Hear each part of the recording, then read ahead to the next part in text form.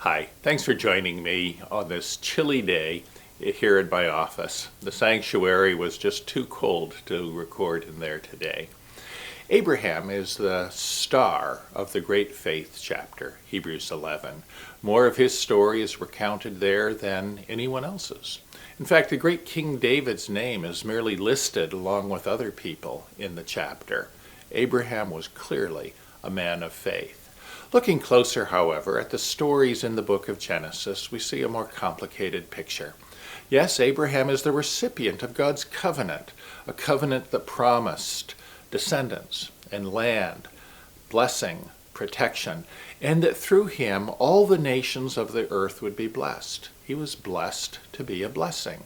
This covenant is repeated by God multiple times as we go on through the stories in Genesis and expanded along the way.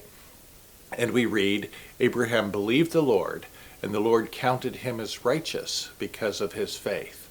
Yes, he's a man of faith, but he's also a person who struggled with faith. As we read the stories, we see his faith rise and fall like the tides. Sometimes he demonstrates remarkable faith. Other times, not so much. And I find that comforting in those times when I, too, am struggling with faith.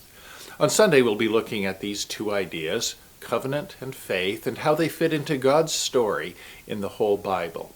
And we'll also look at how Abraham's story can speak to us today. Thanks for joining me today, and I'll see you next week.